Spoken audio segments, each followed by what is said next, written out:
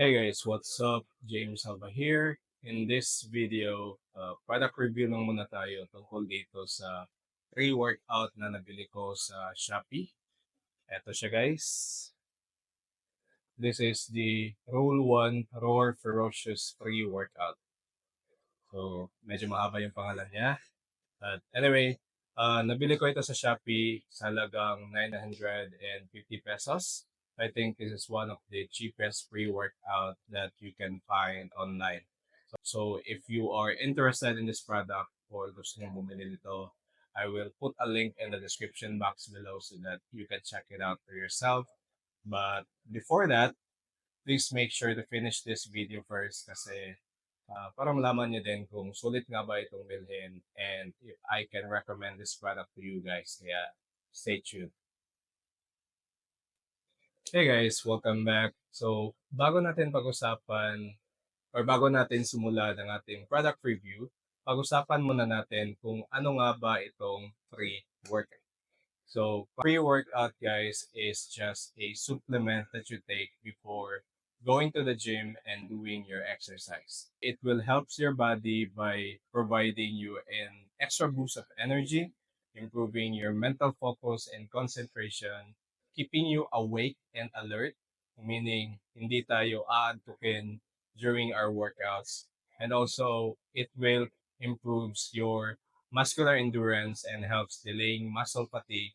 So, mas matagal tayong makaramdam ng pagod during our workouts. And there are also some pre-workouts that have ingredients on them that will provide a better blood flow in our body, giving us a better muscle pump. So, sa mga taong mahilig mag-picture-picture on or after their workouts, then nakakatulong ang pag-consume ng pre-workout guys kung gusto nyong makakuha ng mas magandang muscle pump.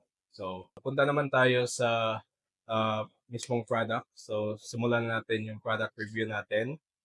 So, first impression ko guys, okay na okay siya kasi on the product label ay it has all the information that you need to know about the product.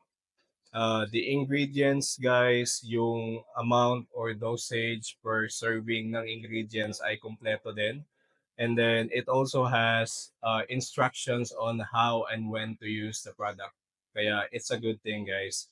And then this one tub guys has 30 servings. So if you are working out, let's say 5 times a week, then this will last you for more than a month. Now, yung presyo niya guys is only 950 pesos. So kung ipa-factor natin yung cost per serving niya is it's definitely way cheaper than other pre-workout competitors in the market. Kaya sulit na sulit siya guys. Yung flavor naman guys na nakuha ko ay peach mango.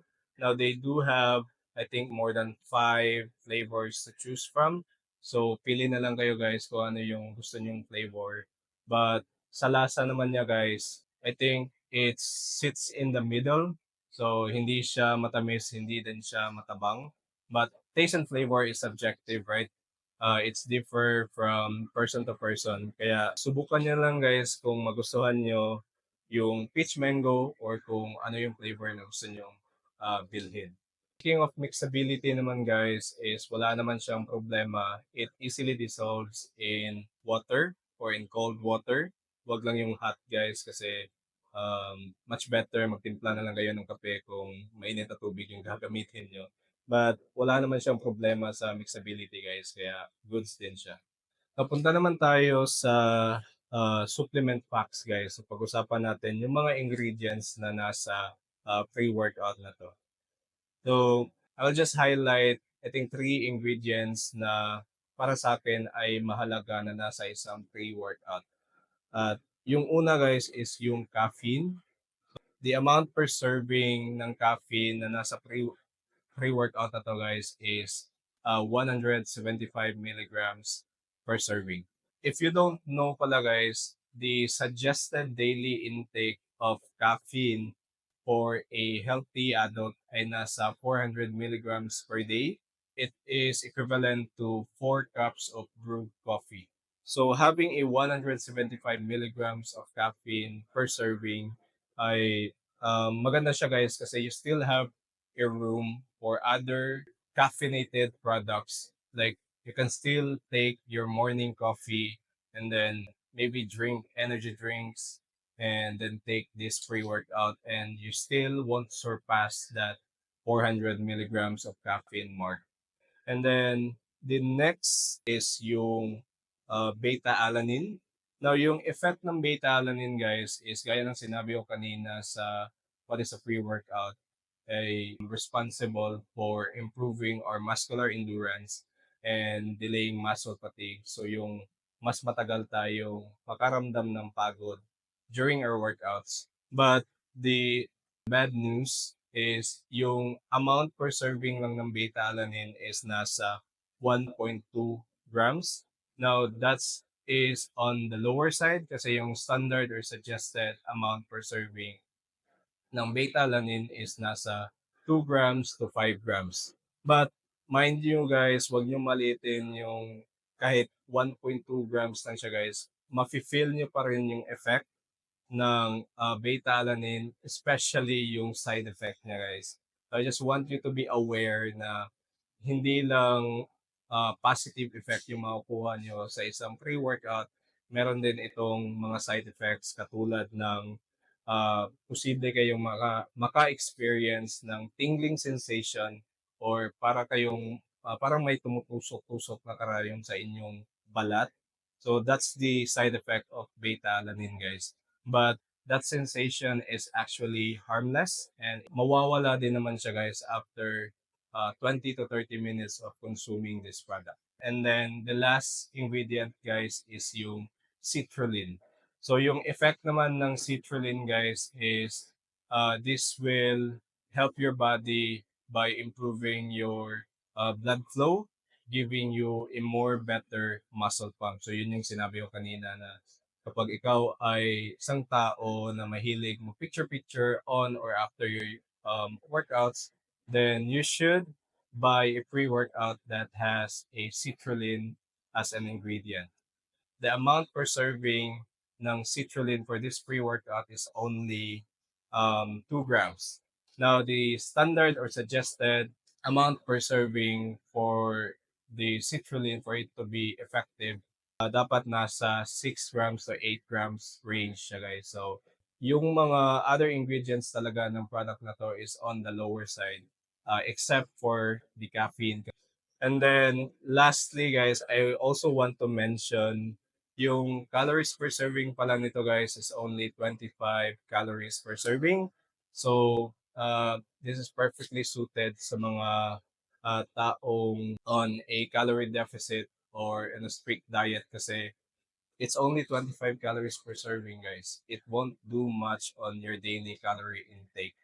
Now, I suggest guys, if you are a beginner or wala pa kayong experience sa paggamit ng pre-workout, ay wag nyo munang i-full scoop guys. Just take a half scoop of this product and see kung effective na ba siya. Don't overdo it guys kasi pag nag-overdose kayo ng caffeine is baka madaling mag-build ng caffeine tolerance ang inyong katawan. So kapag nangyari yon baka hindi na magiging effective yung pre-workout or yung caffeine na tinitake nyo kahit pa i-up nyo yung dosage nyo like twice or thrice. Just follow the recommended serving size guys, just to be safe. I think tapos na tayo sa ating product review. Now, it's sulit nga ba itong bilhin? This is only 950 pesos for 30 servings, guys. And the performance naman niya, guys, is very effective. This is really a bang for your buck. Now, can I recommend this product to you? That's a yes and a no. So yes, kung you are a complete beginner or again to intermediate lifter, kasi if you are an advanced lifter na guys, I think I suggest na bumili na lang kayo ng ibang pre-workout na merong mas mataas na um, amount per serving sa mga ingredients na binanggit ko kanina. Kasi targeted market ng pre-workout na to guys ay yung mga taong wala pang experience sa paggamit ng pre-workout at naghahanap lang ng budget-friendly alternative of free workout. Okay guys, that's about it for this video. So I hope nagustuhan nyo and may natutunan kayo sa video na to. And if you have any suggestion, recommendations, or maybe negative feedback about this video, just comment it down below para ating pag-usapan. And kung gusto nyo pang makanood ng more videos about supplements and any other fitness stuff, then comment it down below still and baka magawa natin ang video in the near future. But for now, please do me a favor guys and hit that subscribe button and like this video as well. And thank you so much for watching and I'll see you in my next video.